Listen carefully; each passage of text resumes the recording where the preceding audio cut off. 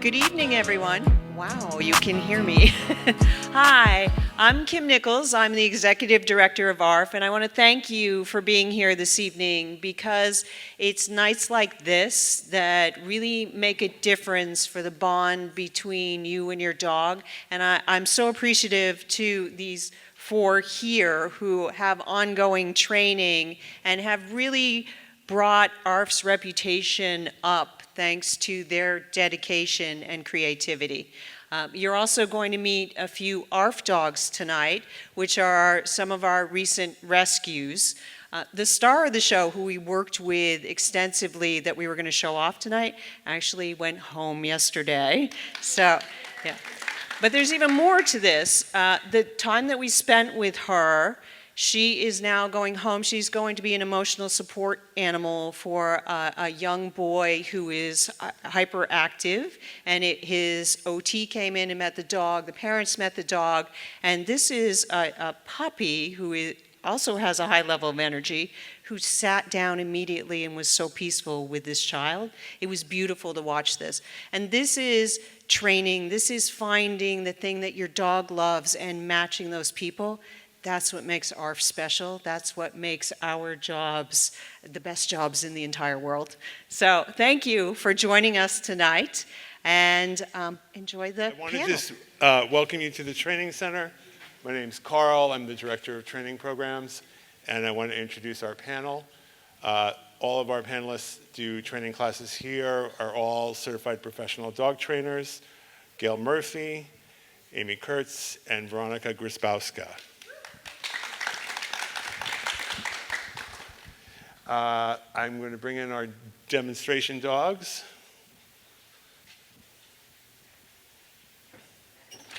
Come on in.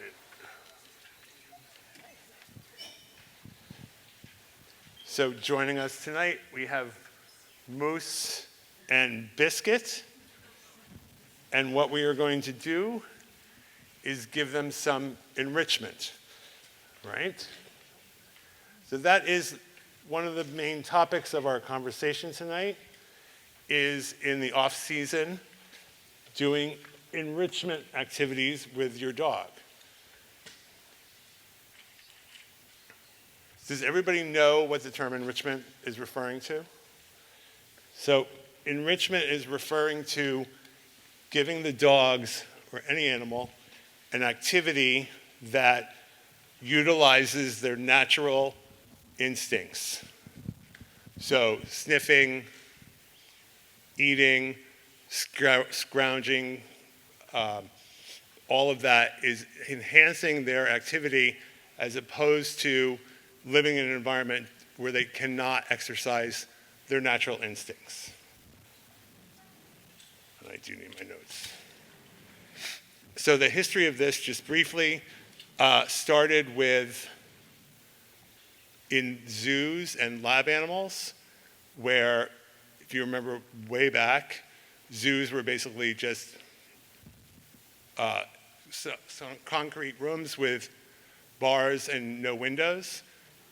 What it's evolved in today from the science behind the enrichment is natural environments where the animals are allowed to act out on their own natural instincts. So at ARF, these are all examples of enrichment that we do for all the dogs in the shelters. Everything from food-based enrichment like you're seeing here, to scavenging walks through the trails where they have to actually sniff and find food. Certain propellants are put into the kennels for them to have an oral olfactory stimulation, social interaction with people and other dogs, play groups, side-by-side walks, and obviously the food ones.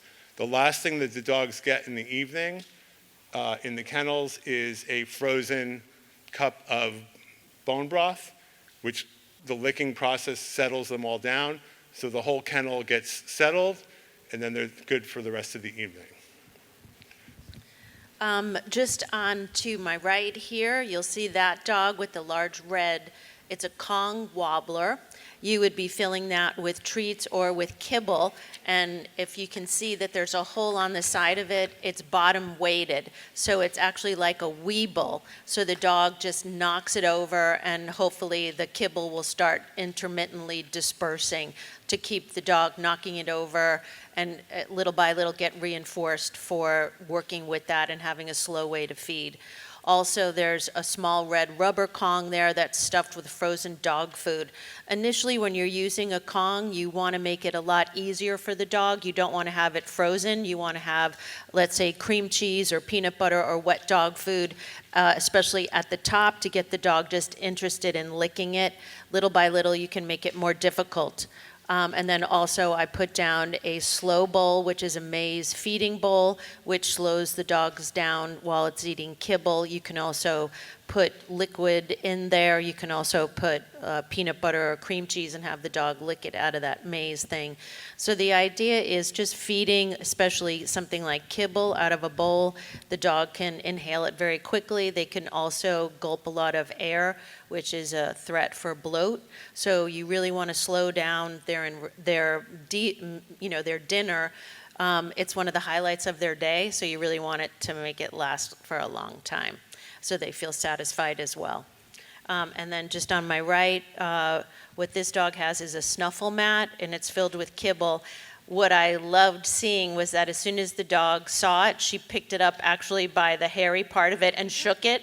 And so she is super smart. She's not really using it the way that it should be. It should be turned over with the black part at the bottom. But she's just picking it up, shaking it, and she's getting all her food out of it. So that's the smart dog to get it that way. And then she's having a little bit of a harder time with the Kong too, because it's frozen. You really want to start off with a really easy way of them understanding how to use a Kong. So, And, yeah, can I add something, Caryl, just Yeah, for a please. second? Because I had exactly the same observation. I just wanted to say that I don't think there's a should way of doing enrichment. I think, some dogs will do it. They will be very detail oriented, and they will just find one kibble by one kibble by one kibble. And some of them, like Gail said, will just grab it and shake it. And there's no wrong way. Correct. And there's no, it's just what it is. And she's having fun, and she's finding that food. So that's great. But that is the perfect example of utilizing their natural predatory instincts to satisfy them. I mean, if these animals were in the wild, nobody's going to hand them a bowl of food every day, right? So letting them continue to hone those skills is extremely, extremely satisfying for all animals. And the enrichment, like I was pointing out earlier, that we do at ARF is we do it for the dogs and the cats also within the shelter. There are 5 categories to different types of enrichment: nutritional, cognitive, sensory, social, and physical. So, Amy, Veronica, Gail, you want to talk a little, just briefly, about what those 5 different types of enrichments are? I think that, to be honest, I have a very bad memory, and I can't remember the 5 words that you just said. So I see it all together. That's fine. There's a huge Right crossover. Now, right, there's a huge crossover right now, and this is Moose over here.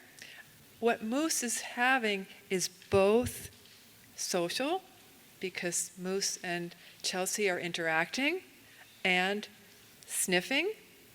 And so sniffing would be under which category? Sensory. Sensory. And I'm sure there's probably more going on there that I'm not noticing. Social, because yes, she's social. watching the other Yeah, dog. she's watched. So, there's social, there's sensory, and what were the other ones? Well, the cognitive, right? Yeah, the they need to cognition, learn how to right, do there it we go. first, and they're each time they're getting better and better at that. So my favorite ones are actually cognitive and sensory. So I always tell people, just take your dog, go and sit on a bench, and just watch the world go. Just watch, dogs passing by, cars passing by, people. Relax with your dog on a bench. That's an example of great enrichment. You can go to different places, sit down with your dog, and that is an example of enrichment. Or you can come to classes at ARF and do a cognitive enrichment and just teach your dog new things. The more they learn, the smarter they get. That's kind of the whole point of the enrichment, right? Enrichment is also a great form of distraction. So, for instance, every time these dogs start to get the idea that they want to stare at each other, their handlers kind of signal them back and like, oh, look, there's more fun stuff to do over here. You don't have to get into a staring match. You can just do your thing. So, I guess I'm mixing up two concepts, but enrichment is a great way to engage your dog so that your dog doesn't engage in something you don't want your dog to engage in. Absolutely. I mean, the enrichment, all types of enrichment will prevent boredom, relieve stress, and build confidence with the dogs. So all of it is designed to help them exist in our world and not adapt behaviors that we do not necessarily want.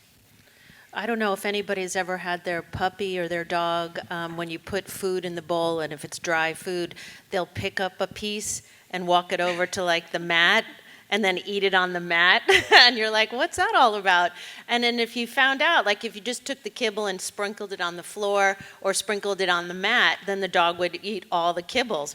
But they technically, sometimes it could be that their dog tags are hitting the bowl and it's causing too much, scaring them. So you want to find another more natural way to feed them. You could take their dry food and throw it out in the yard, in the grass, and then they have to hunt and peck and try to find it that way. And we are going to go through games. You can play hide and go seek, and you can have feeding stations. You can actually do some obedience work, have them heel and have them sit, and then have them go and reward themselves with a little tiny bowl of food someplace else. The idea is keeping their mind occupied, physically, emotionally, mentally stimulated. Absolutely. Barbara, did you have a question? Then we're going to use a metal cookie sheet We or use something like different. that. Substitute. Absolutely. And I did want to encourage people, as we're talking, if you do have a question, then please raise your hand and we'll... It depends on what you put in it, I would say. I mean, there's some dogs that I work with that their whole meals are only out of Kongs. So if they have 4 Kongs, they're going to fit the whole meal in 4, and that's how slow the dog goes. But putting peanut butter in one, that's kind of rich and a little fattening, so it is a definite treat. But you could give Kongs all day long. It could be their only source of how they get their meals, or you could make it a special treat, whichever you'd like. It depends on their dietary restrictions. I don't think a lot of peanut butter is good for a dog, so you may want to turn it into Greek yogurt or wet dog food, or just put part of their meal in there. That wet thing is just to seal it. So you can put, a handful of kibble or just treats and just put a little spoon of peanut butter or a spoon of cream cheese or a spoon of Greek yogurt, like Gail said. So it's just so it's sealed and it doesn't come out so easily. If you have juicers or blenders, you can also put carrots, sweet potatoes, mix up any kind of a vegetable. Some people use baby food. Gail mentioned earlier that you start easy. You always start easy with your dog. You make it easy for them to succeed. And so, but once they are succeeding, you can advance them to the frozen Kongs, and pro tip would be keep some frozen Kongs in your freezer. Yeah, have them at the ready. When we look at the Kong, there's a tiny little hole at the back, and then there's the larger hole at the top. So the tiny little hole is the sniff hole, is what I call it. So when you're filling the Kong, you fill it with the wide top first. You put the stinkiest, most exclusive treat or whatever that could be, a piece of bologna at the bottom, and then you can put dog food or dry dog food, and then you're going to seal it off with something, again, that's really highly palatable. That would be cream cheese or Kong paste or something like that. But the sniff hole drives the dog from the top down to the very bottom.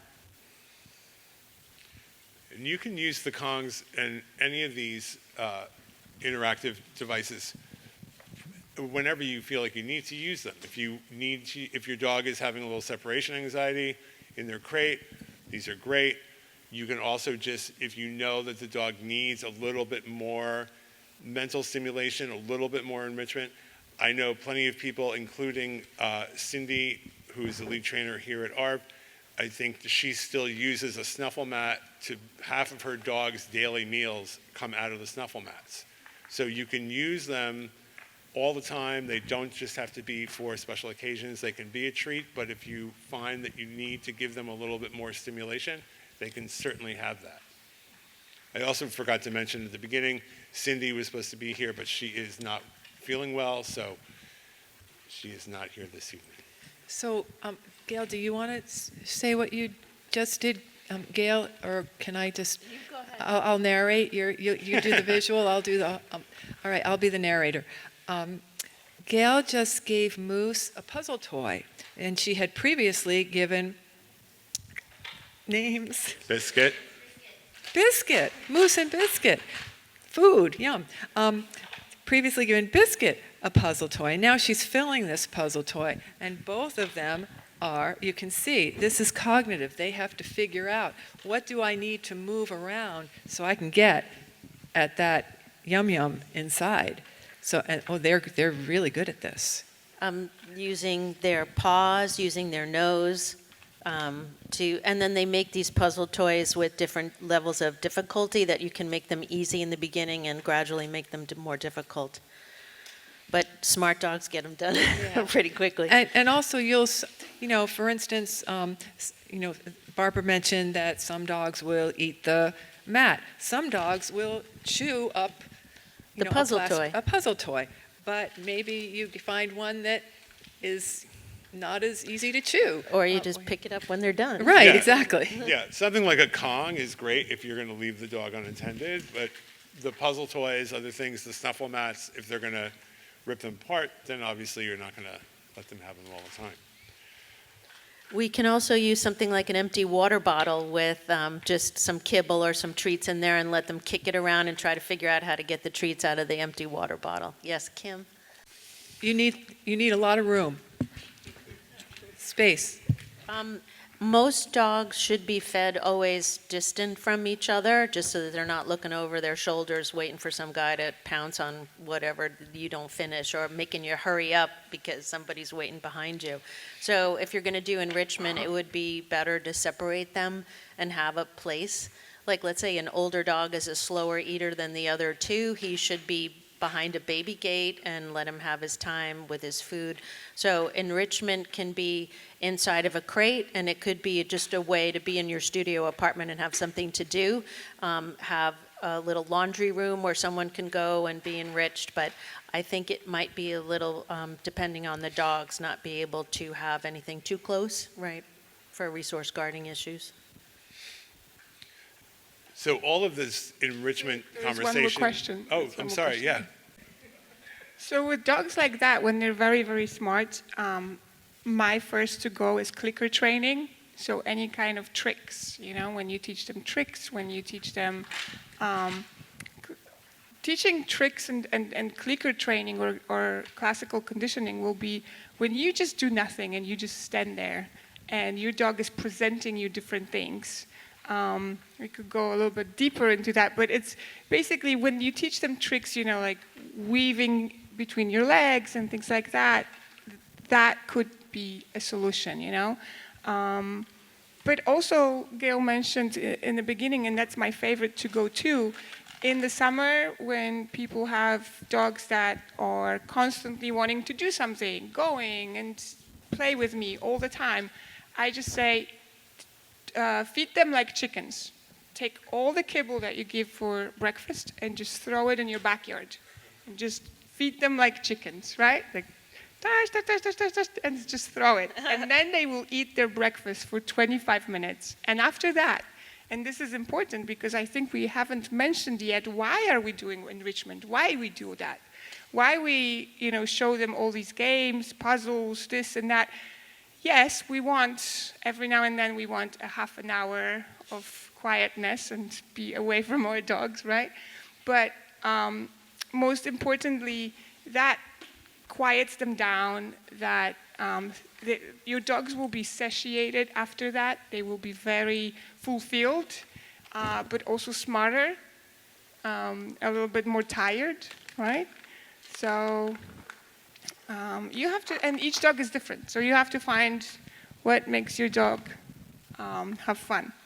Well, we did, because we talked a little bit about, training your dog, teaching your dog something new, puppies, adult dogs. All of that is a form of enrichment. All of that is actually just making your dog smarter. So everything from teaching them to sit, to down, all the basics. Once you're past that, one of the things I always talk to Gail about is, and she always says to me, is, have some fun with your dog. Teach your dog something new after they've learned all of those basic skills that you need. Have a fun interaction with your dog. Teach your dog to cross between, like Veronica was saying, cross between your legs. Teach them to do a new trick. Teach them some kind of, just something that you can do to have a fun, interactive experience with your dog, as opposed to, once you have your basics, then you need to just find new things to start working with them on.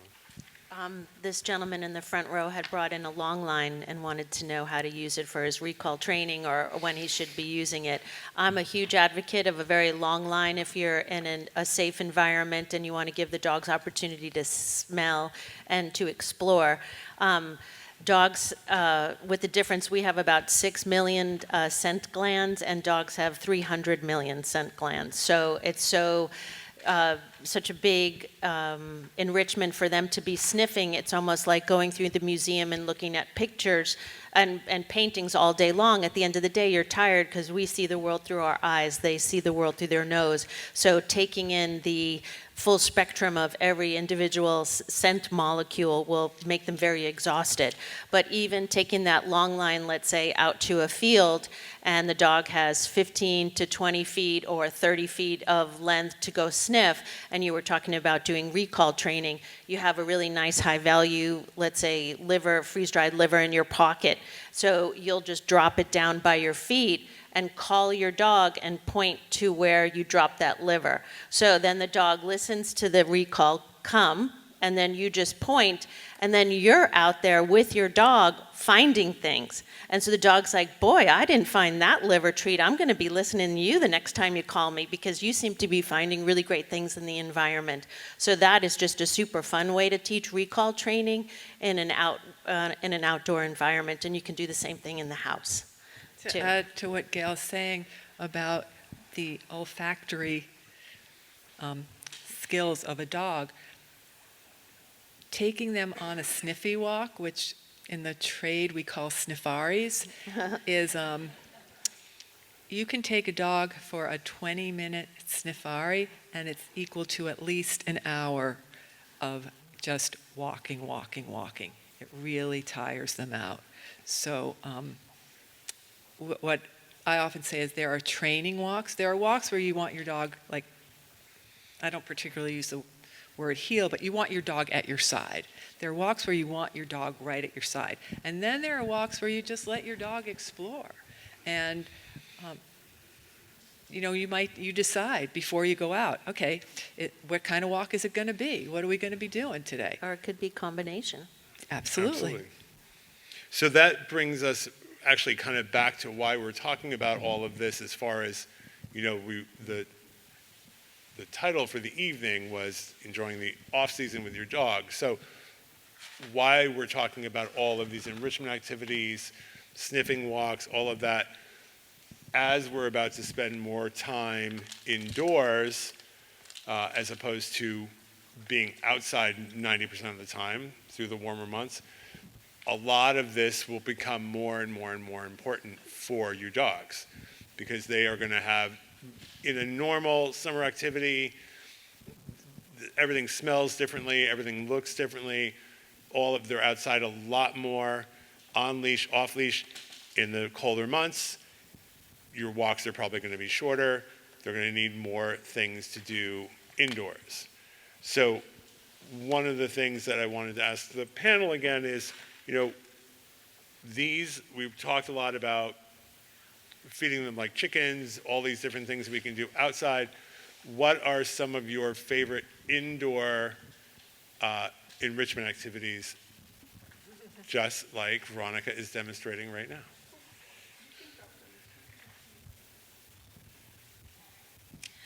So Veronica is playing tug with Biscuit, and the idea is not so much tug of war, meaning there is a winner. Usually, if it's me, I'm always at the other end of that tug toy, and I'm the one that causes the resistance, which is part of why the dog is tugging on it. If I drop it and let the dog run off with it, it loses its value only because there is no resistance with it. So just playing tug is super exhausting for a dog. It does not cause aggression.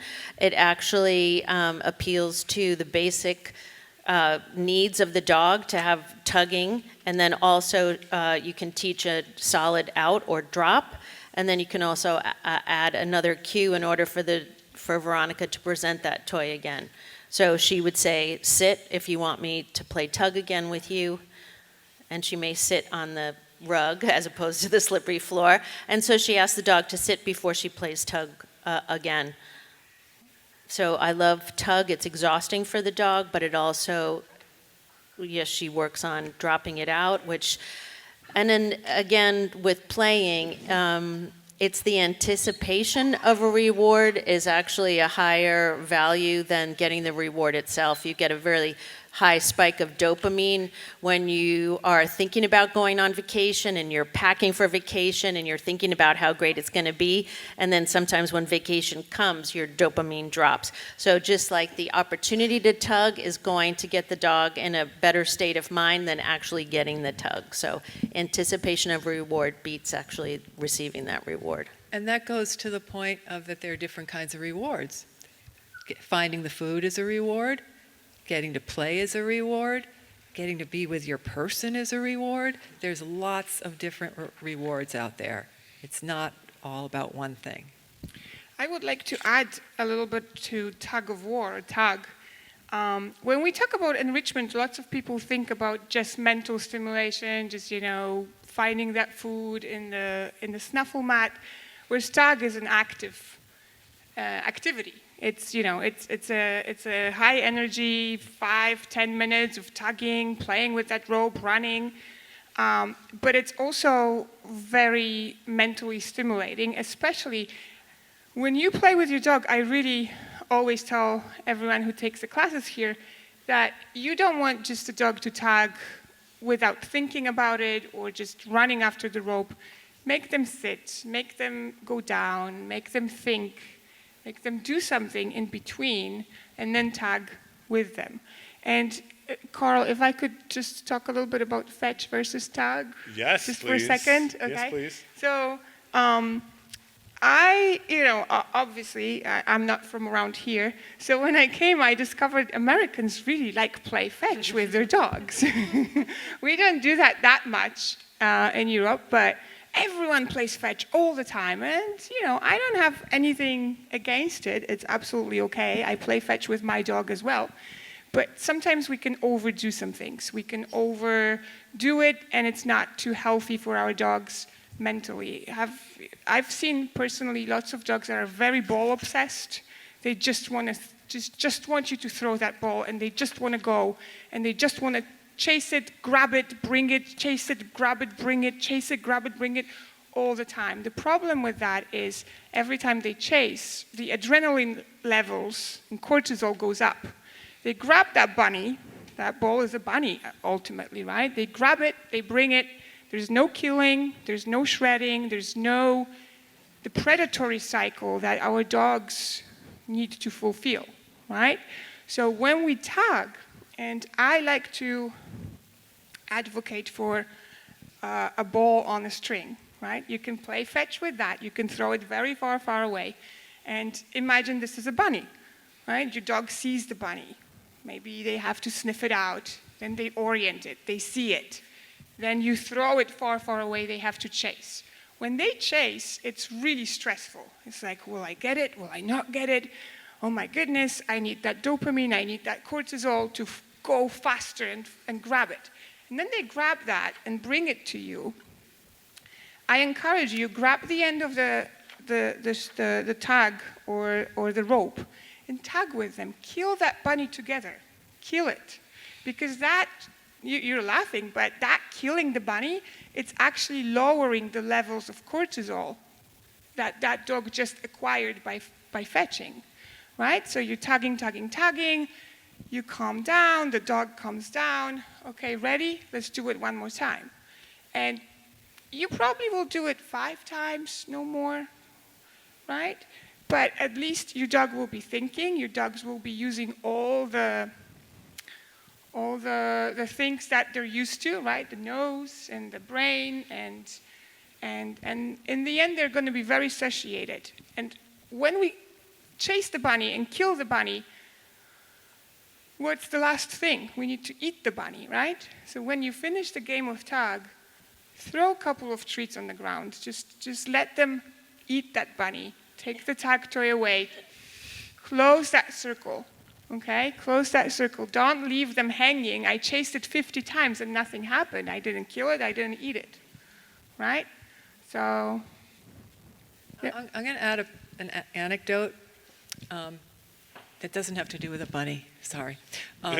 It has to do with a Frisbee. And I was with a very high energy dog for quite a while.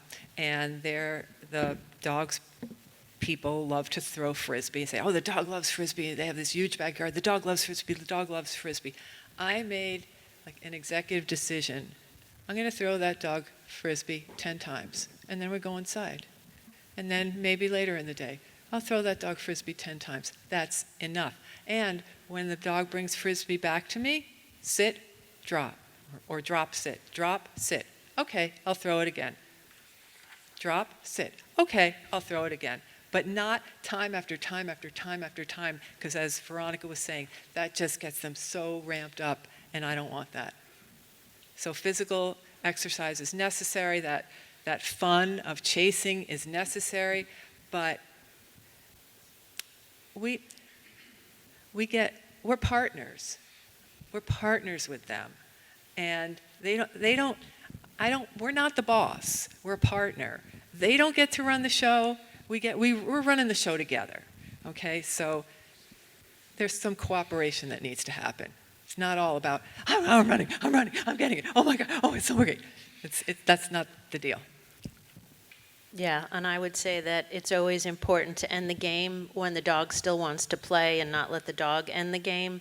And it's important to control the resource, whatever that would be, the Frisbee or the ball, and that it gets put away. And it's only you or the one that's instrumental in bringing it out, because then that gives more value to you. If there's balls all over the house and the dog picks it up and comes over while you're sitting reading and starts pushing it into your lap, and then you throw it, the dog has just decided that he's the one that's calling the shots. So it's important to have a special toy. It could be a tug toy, it could be a flirt pole, or it could be a ball that only comes out with you, because then now you're more valuable. And always quit the game before the dog starts losing interest. It's just important to keep that newness and the drive there. So interest is what, you just brought up that word. So, one of the things is, how do you start to figure out what is of interest to your dog? Like, how do you know what of these kinds of activities are going to be the right motivation, create the right enrichment for your particular Anybody dog? want to offer what their dog likes to do the most? Yes? My dog likes to go to the beach, run, but also smells and finds balls buried in the sand. And then what does she do with the balls? and she won't move, she guards it. Okay. We're not going to address you, but so your dog likes to run and sniff and seek and find. Okay, so that's kind of like we like to go to antique stores and try to seek and find. The seeking mechanism is really strong. Anybody else? So you could use that, and you could hide things. And then your dog gets to seek and find. So we can observe what we like our dogs to do, and then we can replicate that for them. So it's not that your dog has to go to the beach and find that ball that just happens to be buried. Maybe you're the one who buries the ball, and then you train the dog to bring that ball back to you. Well, that's one of the perfect examples. Like, get a bag of tennis balls, hide them in your house or in that pile of leaves before it gets too nasty out, and play the seek game with your dog, for sure. I mean, that observation of knowing what is motivating your dog is critical to making all of this kind of enrichment stuff that we're talking about work. Well, if you're talking about a big ball of tennis balls, then you could work on scent work, which is getting like 10 tennis balls, and only one you're going to dab with a little vanilla extract on it. And you're going to let that dog smell that ball with the vanilla and give it some food and make that sniffing that one particular ball mean that there's cookies that are involved. And then you put that ball in with the other 9 other tennis balls, and if she goes and she gets the one that smells like vanilla, then she can bring it to you and get a cookie. So that's just working on scent discrimination too. So we have sniffing. What else? What other activities? Anybody's dogs like? Digging Oh, so holes? digging. That's good. That's good. Digging would be getting an Amazon box and putting your treats or your kibble at the very bottom and filling it with, let's say, empty toilet paper rolls, paper towel rolls, tennis balls, their toys, and that the dog has to dig to the bottom of the box in order to get any of those cookies. So that helps with digging. And then giving them a place to dig if it's Oh, if you right? have to make like outside, if you're a Designated sandbox for the digging. dog. yeah. Yeah. Oh, and then she digs there, but as long as she's not doing it in your garden. Any other activities? Yes?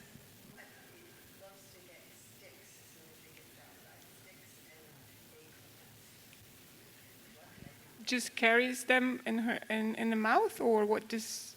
A puppy?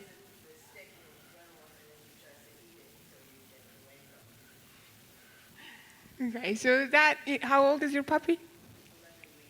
Oh, okay. that's so natural. So puppies, Oh my puppies gosh. and dogs in general, all dogs, they discover the world with their mouth. So it's absolutely impossible to ask a puppy that age not to put anything in their mouth, But you can give them some substitutes, a lot of chewing toys, a lot of nylon bones, anything that they can pick up and carry at home. But some breeds and some dogs like to carry things, just to carry things, So you can teach them to carry that dummy or that kind of toy, and when we go for a walk, your job will be to carry something. But when your puppy is 11 weeks old, just invest in a lot of chewy toys and little Your- things that they can your puppy's pick teething. up. Your puppy needs to chew. But you have to be careful about how you approach your puppy at this age if it has an acorn or a stick. So the dog's walking down the street and finds an acorn. It's like you finding a diamond ring, right? And if I'm walking with you and I see that you found that diamond ring and I go, dang it, that's mine, and I reach over and I rip it away from you, that you're not going to be too happy with me, and you're going to be very cautious about me being present when you're finding things on the ground.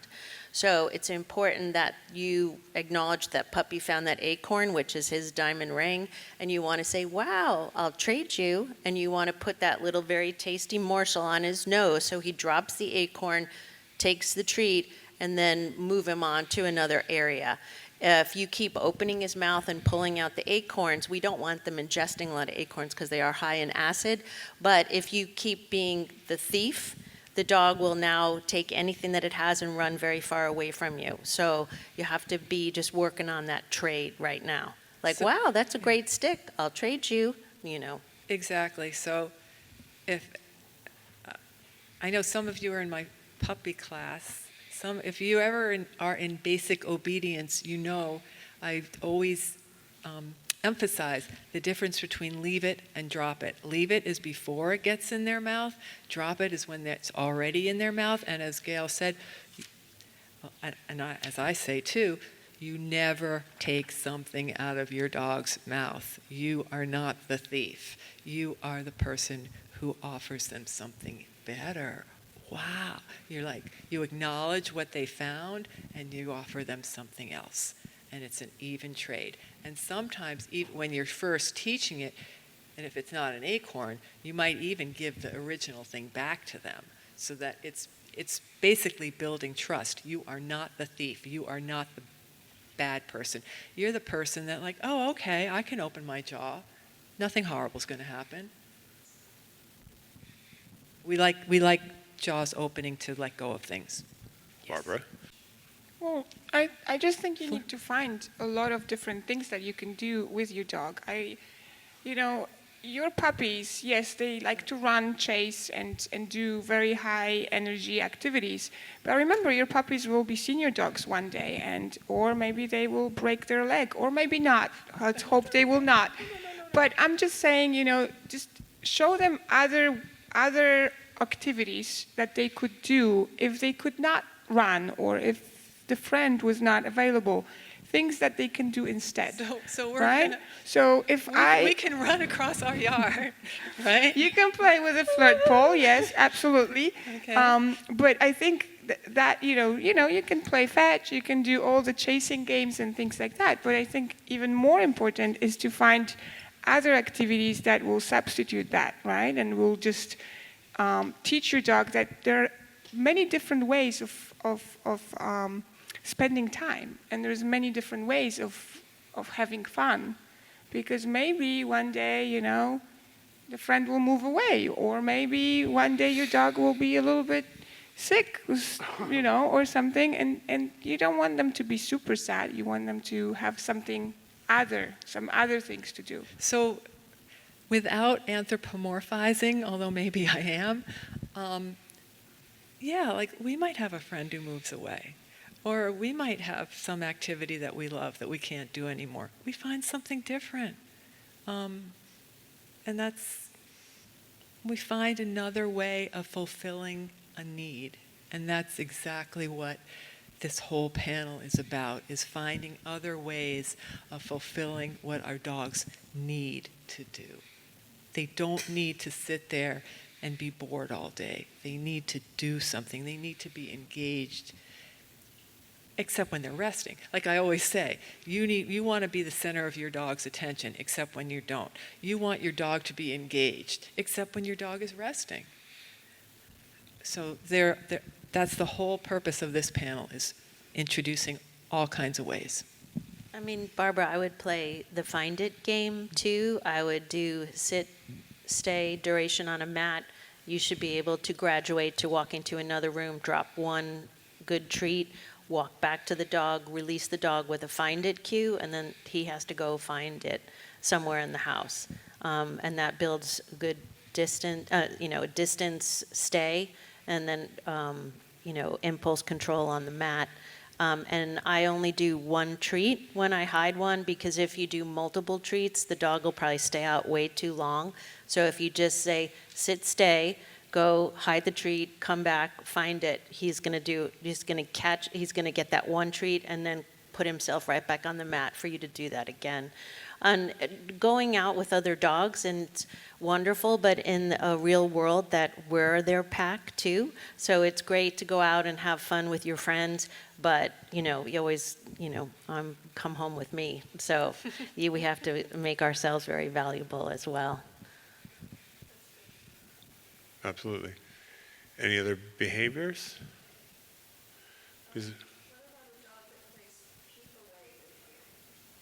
Never chase a dog. don't you? Well, in the dog's world, that's what they do with each other, is that they'll go and they'll pick up a ball and wag it in the other dog's face, and then get the dog wanting like, oh, I want that, and then they run away. And anytime that you chase them, game is on. So most of the time we have the dogs chase us, that we have a good toy, and then we run away, and then they chase us. So it's, and that happens with your acorn puppy thing. So if he has the acorn and he knows that you act like you want that acorn, he's going to run away, and then he's going to start that chase game. So you're going to have to just start going, wow, that's a really great acorn. I'll trade you.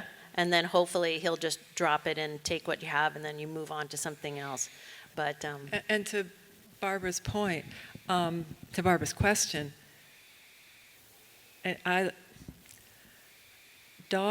working with dogs has taught me to find patience that I never knew I had. And I bet most of you would agree with that. Sometimes we have to wait them out. So your dog's, this is the perfect thing. People who say, I can't put the leash on my dog. We want to go out. I can't get the leash on. I can't get the harness on. Don't chase your dog. Sit in one place and wait. Your dog will come to you. It'll take a lot less time than if you go running around the whole house chasing your dog. because that's the game. Catch me if you can to put that harness on. This is the best game on the planet. So You're going to have another cup of coffee. You bet she likes it. Do you like it? She likes it. Do you like it? Oh, that's the other thing. But then it's fine. Yeah, if you don't But mind. then in an emergency situation, it's going to come back and bite you in the ass. Yeah, that's true. That's true. If you get into the habit of and reaching that way towards her, and she's like, game on, and she's gone, it could be in a situation where you really do, in an emergency, have to reach for her, and she scuttles away. So, there's a bunch of other things There's that a you game, could work on. there's a really simple exercise called collar grab, which you touch your dog's collar, you give him a treat. You touch your dog's collar, you give him a treat. So that it's like, does anybody want to add on to that? Well, I mean, I think that to everybody's point with that example is take that energy, that chase game, the come and catch me game, and just turn it into a different game that doesn't involve the leash and the harness, right? Take that thing that she likes to do with you, but channel it into a different cue, a different set of circumstances, so it's not necessarily about getting her harness on. Yes? No? Okay, great. You said it all, Carl. We'd have nothing to add. Great. So I was actually trying not to make a comment because I didn't want to confuse everyone. I would agree with the ladies that, if you have a young dog, if you have a puppy, if you have issues with a dog running away from you when you're holding a leash or collar, yes, maybe playing chase is not a good idea. But if you don't have these kind of issues, you can absolutely play chase with your dog. As Gail said, it's the best game on earth, so why not? It's just important to make it very clear for the dog when you mean game and when you don't. Okay, so I like to tell people, if you want to call your dog, say come, right? But if you want to chase your dog and you don't necessarily want them to come here, come here you. Come here, you. And then they run even faster, right? So just make it really clear to the dog when it's a game and when it's not. And only if you don't have issues like a dog running away when you're trying to put a collar on. The other topic we did want to talk about a little bit was, now that we're going into the rest of the season, is that the holidays are coming. And it presents a certain level of challenges can present challenges for your dog. So does anybody have any specific, we have things that we wanted to talk about that we know can be triggers and things for your dogs that are not great. Has anyone have any specific questions regarding people coming to your house, trick-or-treaters, like all of that kind of thing that can be problematic? So, sorry, Veronica, sorry. This is where management comes in. And okay, we're all trainers, right? However, trainers also do a lot of management. And you guys need to do a lot of management as well. Management is all about prevention. You need to prevent the jumping. The more Sprout jumps, the more Sprout's gonna, this is why we do the thing about chase. The more you chase them, the more fun it is. The more they jump, the more fun it is. Make it not possible. Prevent it. Whether that means on a leash or behind a gate when they come in. And they don't get to engage or say hello until, people who know me, 4 on the floor. No engagement until 4 on the floor. That's it. Otherwise, it's just going to keep going. And those... So I think, you know, that's the best, my other favorite topic. the best way would be just, you know, if you still have a crate in the house, you know, it's really hard for dogs to meet people because it's all emotional, right? The door and the hallway is so emotionally charged that a dog is now anticipating someone's coming. There's a knock on the door, something's happening, I'm excited, I'm stressed, I'm anxious, whatever it is. There's different dogs, different responses, right? So now people come, most people are fun, they do squeaky voices and they go over the dog, right? And at this point, controlling the dog and asking him for obedience is, at many aspects, at many times, it's really difficult. So at this point, when you know your friends are coming, your family is coming, put your dog in the crate, put the dog behind the gate, put the dog in another room or somewhere where they can see people come in. Now you have time to invite people in the house, talk to them, say, listen, my dog is in training. He is now losing his head in the crate, barking, jumping, being obnoxious, very, very hyper. You're going to the kitchen. I'm going to make you some tea. Please sit down. Don't look at my dog. Probably the first time 20 minutes passes or maybe 15 minutes passes and everyone calms down. And only in that state of mind, when your dog is calm, you can open the crate and let him meet the people who are not only not by the door, they're already by the couch and they're sitting. They're not standing, they're not encouraging the dog to jump. So it's all about, you know, managing that situation. Next time people come, maybe it will take him 12 minutes, maybe 10, maybe 8, maybe 5.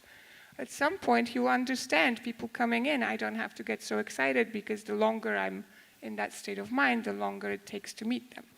So this is one of my favorite things, and I promise I will not stand up and demonstrate it. But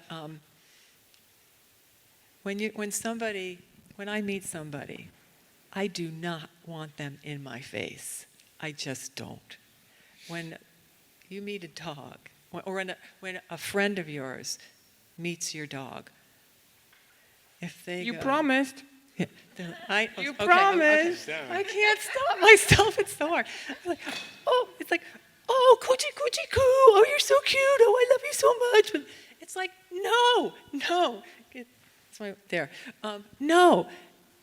Again, a big thing in dog training these days is agency and choice. It's the dog's choice. The dog gets to decide if the dog wants to say hello, not your friend or relative. All right? There's even a misunderstanding. Oh, I'm going to bite your hand. Oh, thank you for putting your hand right in front of my mouth. I'm going to bite it. No, don't look the dog. Some people have like little index cards. You could have like cute little holiday cards printed with, this is how I'd like you to interact with my dog. Let the dog come to you. First of all, dog needs to have 4 on the floor. Second of all, dog can come to you. Third of all, don't look my dog straight in the eye. as the handler, you want eye contact, but as somebody who doesn't know your dog, that can be very threatening to the dog. And I think that's the point of a lot of that, what we're describing here is that, you all know your dogs. You know what they get anxious about. You know what scares them. You know what is confrontational for them. So, we just forget quickly that we're all excited. We're having a social situation. We have things that we're excited about. We forget that a lot of that doesn't necessarily translate in the same way to the dogs. They might not view it as being a great social situation. They might not view it as something exciting. It can create stress for them. That's the other point about, trying to remember to maintain their routine through all of the various activities and things through the holidays. Changes in their routine can create a great amount of stress for them. So it's important that we try to stick to the routine, exercise them in a balanced and productive way before you get into some of the holiday activities and things like that, or people are coming over, or situations are going to be different. That it's just important to keep thinking like what they need in the same way that, because they're not going to view it as being as exciting as we are probably. Knowing your dog's propensity for visitors is how you set yourself up for success. Sometimes it's nice if you just have one dog, and if you're meeting, you're having a party, a small get-together, it's nice to have the dog on a leash, walk out your house, meet them in the driveway, and have them walk in, because then it kind of releases that whole territorialism, like we're going to go out and we're going to meet our guests and we're going to escort them into our home. Sometimes that's much easier for dogs to accept. If you're going to have a very large party and your dog's going to be nervous about so many people being around, that's when you have a safe room for the dog. You're going to be having some dog appeasing pheromone plugins. You're going to have enrichment mats. You're going to have a white noise machine or calming music. And it's just going to be dim lit, and it's going to just be a quiet space for your dog to be while the whole parties are going on. If you do want your dog to learn to be part of a party, it would be helpful if you had your dog on a leash, or have someone that you know that can handle your dog, walk them around, introduce them to people and then just have people help you train. Just let them know what you're expecting. Not do the gooby goo, jump up on me kind of a thing. So there's a lot of different ways you can handle it. I mean, even if you have a Christmas tree and you have a puppy and it's going to be eating the ornaments at the bottom, you're just going to go to the hardware store and get a small gate and gate off your Christmas tree. You're going to be very mindful about having hors d'oeuvres and things like that on a cocktail table, and not expect your dog, when everybody's back is turned, not to raid the cheese board on the coffee table. Alcoholic beverages. You also have to be mindful that people don't know what your dog can and cannot eat. I lost a puppy because someone fed it grapes. Unbeknownst to the owners, it was a cocktail party and all the garnishes were grapes, and someone could say, that's a very healthy snack for a dog. And, a day and a half later, the dog died from eating the grapes. So it's mindful, like even with dogs that are in training, to not just get used to people coming to the door. Just have your kid or somebody make a sign that says on your front door that says, puppy in training, give me an extra minute. Sometimes if you have dogs like Labradors, I love to put a huge toy basket on the outside of the door with a sign that says, please bring in a toy for Rover. And so somebody knocks on the door and has a toy in their hand, and it goes right into the dog's mouth, and the dog doesn't jump. He's like, score, right? For some reason, when you have something in the mouth, they don't jump or whatever, and then they run away with it. Sometimes you see Labradors pick up your shoes by the front door and have it in their mouth, and they're just wiggling, right? So toy baskets are good at their front door, too. You could do knock, knock, knock, someone's about to come in. You can do a treat scatter someplace in your house so the dogs are far into the kitchen hunting and pecking, and then usually come to the door in a little bit of calmer state of mind. So we're always trying to set them up for success. You want to always think about the final behavior that you're looking for. You don't want to concentrate on, I don't want jumping, I don't want, barking or scratching. What do you want? And then work on what do you want. That's the most important thing for me anyway. Oh, well, exactly what you said, too. A dog-appeasing pheromone is a synthetic hormone. When mommy dogs are nursing, their sebaceous glands secrete this hormone, which is calming for the puppies while they're nursing, so it doesn't rip her to shreds with their little teeth on her, milk. So that's where it comes from. So it's synthetic. It's either in like a Glade plug-in kind of a thing, or it can be in a thing that looks like a flea collar, or it can be a spray if they're wearing like a thunder shirt and you could spray it on, or you could put it in their bedding. You could put it on a bandana around their neck. It's just supposed to be calming. And what is nice, what you had said, it's always a layering protocol for a dog. If you had a kid and it was cold and you gave it a hat, and it said, "Mom, I'm still cold," you don't take the hat away and give it mittens. You add the mittens, you add the scarf, you add the coat. So let's say the dog-appeasing pheromone, then you have thunder shirt, then you have a baby gate. You just keep layering these things, and you're trying to find out what's going to make those dogs feel calm. Consequences drive behavior. So if people come in and they're uncomfortable about people coming in, people should kind of ignore them, not look at them. And even if they're behind a baby gate, someone can just toss cookies far away from the gate so they can retreat on their own. And then they can kind of come back to the gate going, okay, nothing bad is happening, and I kind of got a bonus. Any more cookies? And you keep sending them away. It's kind of called the treat-retreat game. And they can learn from the female if she likes people too. They can keep their distance and they can observe. And there's other protocols that you can use, but you're always going to be adding something, right? They have supplements like tryptophan, or they have a xylkine, which is like a milk lipid protein, which is supposed to be calming. There's all these little things that you could do to add, as opposed to just like, that didn't work, I'm going to quit it. Dogs are born to let you know when there's activity. So it's hard to try to suppress that behavior because it's natural. I have a tendency to not let the dogs be visually stimulated by the people that are in the backyard. There's also, you can get, at the 5 and 10, you can get like contact paper that's translucent so that they don't have a visual line at the lower part of the doors. Or you could do glass wax or something like that too. But you can also just let them know that away from the window and give them an enrichment activity. But the more that they see them, the more they bark, and then when the guys are finally done, they leave. So the dogs are like, boy, that took a lot of barking, but I got the job done. So you really don't want to put in a pattern where they think I must bark until they leave. So it's better to remove the visual stimulus and then counter condition it to being like, we love it when the landscapers come because we say thank you, and then you get to go on your lick mat. I just want to emphasize what Gail said. Thank them. They're doing their job, all right? They don't have to do their job for 20 minutes, but they can do their job for 2 minutes. But if you're like, in your bikini at home and then the landscaper's in the backyard, you're like, whoa, didn't know you were there, So it's always good for the dogs to let you know something is. And so just to that point too, what Amy said, we have to let them. So a lady's upstairs working on her computer and downstairs the dog's barking.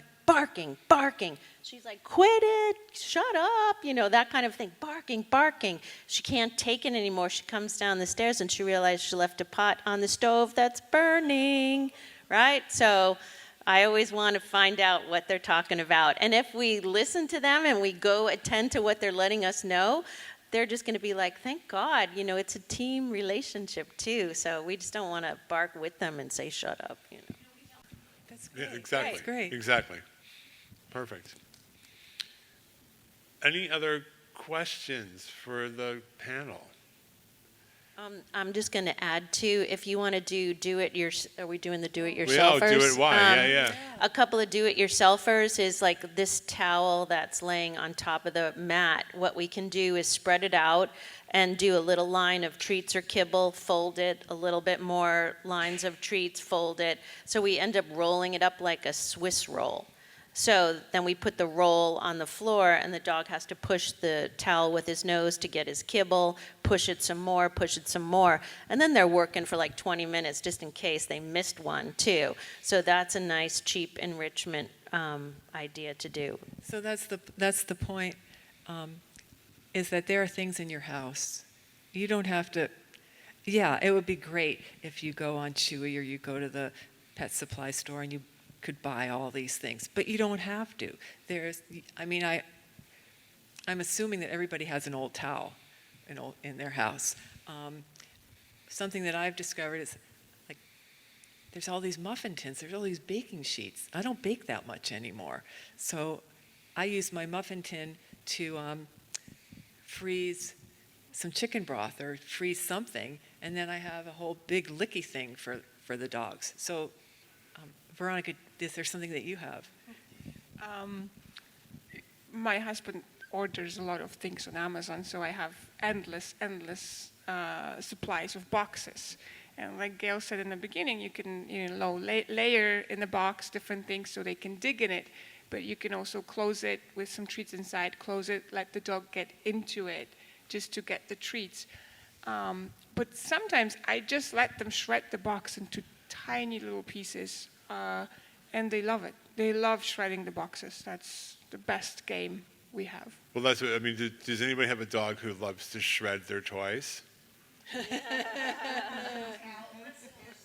So give them, like, and I'm quoting Veronica a lot, is you give them something, give them a paper towel tube with a couple treats in it and let them shred it apart. But give them things to shred apart as opposed to their toys. And don't be angry if the Amazon guy leaves the box on the wrong side of the fence and then your dog shreds it into pieces.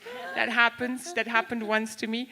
But in general, when there is something that they're not supposed to, like, make a ritual out of it, right? Sit, wait, this is for you, and then they can shred it. If they grab something that they're not supposed to, don't do that, right?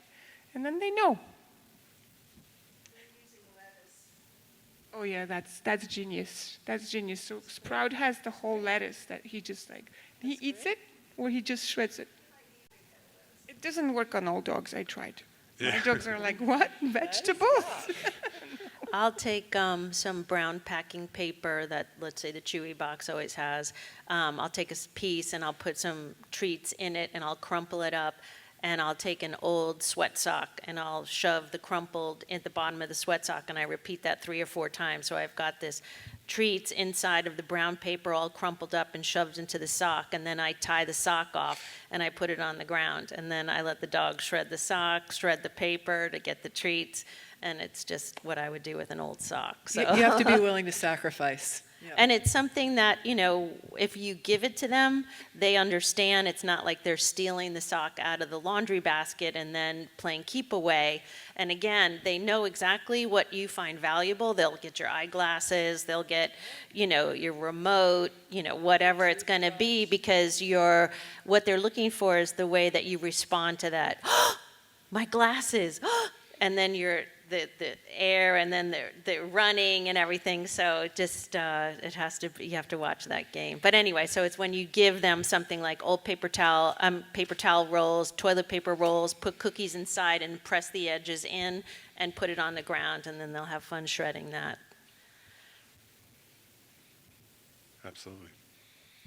The muffin tin, you can take the 6 muffin tins, put treats in it, and then put tennis balls on top of that, so they have to pull the ball off in order to get the treats down there too. It's like a DIY puzzle toy. Exactly. Absolutely. Excellent. Any other questions? Anything else? Enjoy the off-season with your dogs. Absolutely. Thank you so much. Great question. Thank you very much for coming. Absolutely. Yeah, please, you can And if check you out guys all the have any toys. other topics that you'd like us to discuss next time, please, give us suggestions about topics that are interest to you.